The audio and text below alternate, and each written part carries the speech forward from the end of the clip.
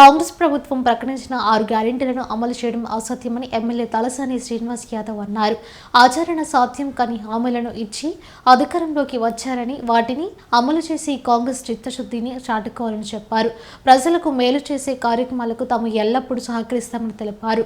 6 గ్యారెంటీల కోసం అర్హులైన వారు దరఖాస్తు చేసుకోవాలని, ప్రభుత్వం కోరినందుకు అర్హులైన వారితో దరఖాస్తు చేయించాలని సనత్ నగర్ నియోజకవర్గ పరిధిలోని కార్పొరేటర్లు, మాజీ కార్పొరేటర్లు, బీఆర్ఎస్ పార్టీ డివిజన్ అధ్యక్షుడు, ముఖ్య నాయకులను ఆదేశించారు. మీ పరిధిలోని బస్తీలు, కాలనీలలో ఇంటింటికి వెళ్లి అర్హులైన వారికి దరఖాస్తులను అందించే విధంగా చూడాలని చెప్పారు. కాంగ్రెస్ ప్రభుత్వం ప్రజలకు ఇచ్చిన ఎన్నికలను హామీలను పార్లమెంట్ ఎన్నికల వరకు కూడా అమలు చేయకుండా కాలయాపన చేయాలని చేస్తుందని అనుమానాలు ప్రజలలో కలుగుతున్నాయని పేర్కొన్నారు.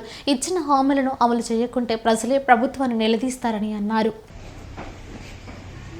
ప్రతి ఒక్కరికి పేరు పేరు అభినందనలు తెలియజేస్తూ కొత్త సంవత్సరం వస్తుంది. మీ అందరికీ నూతన సంవత్సర శుభాకాంక్షలు.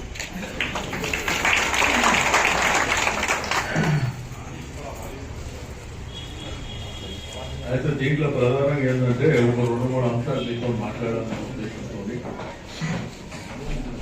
ఒకటి ప్రజాపాలన అభయహస్తం అని చెప్పి సర్టిఫికేట్ ఇస్తారు ఫార్మ్స్.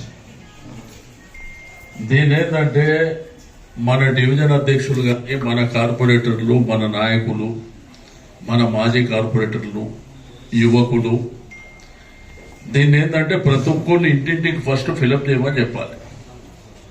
ఒకవేళ ఫామ్స్ దొరకకపోతే జిరాక్స్ చెప్పండి. ఎందుకంటే వాళ్ళు ఏదో షో పుటప్ చేద్దామనేటువంటి ఆలోచనతో పార్లమెంట్ ఎలక్షన్ నెట్టేద్దామనేటువంటి ఉద్దేశంతో చేస్తుంది. అసలు ఈ దేశం కాదు, ఎవరికి సాధ్యమయ్యే పని కాదు ఇది. దీంట్లో ఏమున్నాయి? 2500 ఒకటి ఇవ్వాలి, అది ప్రతి మహిళకి ఇవ్వాలి. 2000 పెన్షన్ 4000 ఇవ్వాలి. అదేవిధంగా గ్యాస్ కనెక్షన్ 500కి ఇవ్వాలి. నీకు ఇల్లు లేని వాళ్లకు 5 లక్షల రూపాయలు ఒకవేళ మనీలే మనం కట్టుకుంటే అది ఇవ్వాలి. ఇవే కాకుండా వీళ్ళు అభయహస్తం అని పెట్టారు. దీంట్లో ఏంటంటే సరే రైతు భరోసా మనకు లేదు, మహాలక్ష్మిలా నేను చెప్పిన 2500 కానీ 500 బస్ ఫ్రీ అనేది ఒకటి జరుగుతుంది. ఈ 200 యూనిట్ల కరెంటు కూడా ఫ్రీగా ఇస్తామని చెప్పారు 200 వరకు.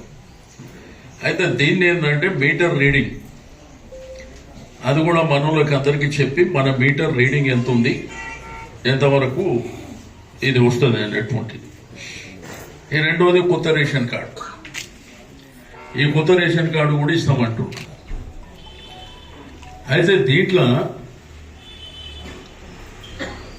ఇవన్నీ కార్యక్రమాలు జరగాలంటే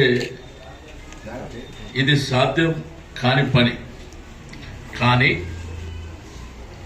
మనం బాధ్యత గల వ్యక్తులం కాబట్టి డెఫినెట్గా మీరు చేయండి, మేము సహకరిస్తాం. మాకేం అభ్యంతరం లేదు, మీరు చేయండి, మేము కోఆపరేట్ చేస్తాం. మేము ఇంటింటికి అప్లికేషన్లు కూడా మేము కలెక్ట్ చేసి ఇస్తాం. రాదు అని మనం ఇప్పుడే చెప్పడం కంటే మీరు చేయండి, మేము చేసి ఇస్తాం. ఇది చెప్పుకుంటూ ప్రతి ఇంటికి ఫామ్ రీచ్ అయ్యేటట్టు వాళ్ళకి ఫిలప్ చేసి వాళ్ళకి సబ్మిట్ చేసేటట్టు, సబ్మిట్ చేసిన తర్వాత కూడా వాళ్ళు అక్నాలెడ్జ్మెంట్ కాపీ ఇస్తారు. అది అన్ని ప్రాంతాలలో మనం ఈ పని స్టార్ట్ చేద్దాం. ఒకటి. రెండవది చాలా రోజులు అయిపోయింది, నెల దగ్గర నెల. సరే ఎలక్షన్, గవర్నమెంట్ రాలేదు, ఇవన్నీ మన కళ్ళ ముంగట ఉన్నటువంటి అంశం. అయితే మనం ఇక ప్రజల దగ్గరికి పోవాల్సినటువంటి అవసరం ఉన్నది కాబట్టి 2, 3, 4 మీరు చేసుకొని వెళ్ళిపోయినాం.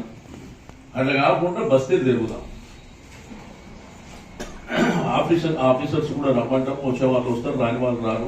స్టార్ట్ చేసినప్పుడు ఒక 3 బస్తీలా 4 బస్తీలా అనేది పాదయాత్ర ఎట్లయితే మనం ప్లాన్ చేసినామో దాని ప్రకారమే ఒక 3-4 బస్తీలు, మరీ అంతా తిరిగే అవసరం లేదు. ఐదర్ ఒక బస్తీ 2 బస్తీల అట్లా ప్లాన్ చేసుకొని వెళ్దాం. ఎందుకంటే మనం కూడా ఫీల్డ్లో ఉండాలి కాబట్టి అక్కడ కూడా చాలా అంశాలు ఉంటాయి.